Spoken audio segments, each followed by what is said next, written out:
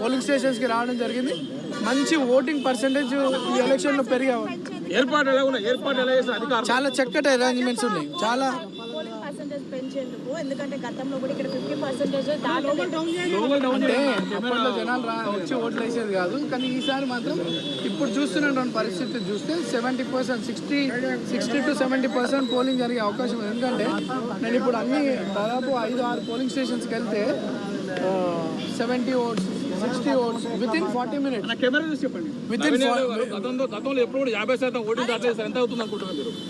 తెలిసి 63%, 60 to 63% జరిగే అవకాశాలు ఉన్నాయి. నేను 10 o'clock నా ఓటు మా ఫ్యామిలీ మెంబర్స్తో కలిసి వాల్టర్ వెంకటగిరి స్కూల్లో ఫస్ట్ టైం ఓటర్స్కి కానీ vote for your future, vote for your constituency development, not for sympathy, not for sentiment.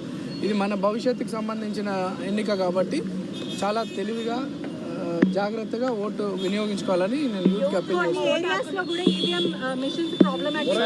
That is all common. అవన్నీ కూడా అధికారులు దాన్ని రాటిఫై చేస్తారు.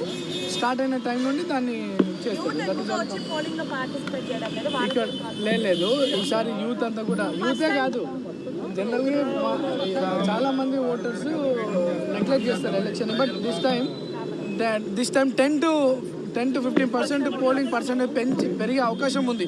ఈ వాతావరణం చూస్తుంటే ఒక 10% ఓటింగ్ పర్సెంటేజ్ పెరిగే అవకాశం ఉంది. అదే చెప్తున్నాను కదా, చాలా మంది భవిష్యత్తుకు ఓటేయండి. లేదు భవిష్యత్తు గురించి ఆలోచించి ఓటర్స్ అందరు కూడా బయటకు వచ్చి ఓటేస్తారు. సమాజం గురించి ఆలోచించి ఓటర్స్ రావడం జరుగుతూ ఉంది. దారిని అక్కడ కార్ దిగినప్పటి నుండి లోపలికి వెళ్తుంటే అందరు కూడా కంగ్రాచులేషన్స్ అని చెప్తాం. ప్రతి ఒక్క ఓటర్ కంగ్రాచులేషన్స్ చెప్తాను. I'm feeling very happy. And మోరో లోపలికి వచ్చిన తర్వాత దాదాపు 60, 70, 80 ఓట్స్ వితిన్ 40 minutes పోలైనాయి. అంటే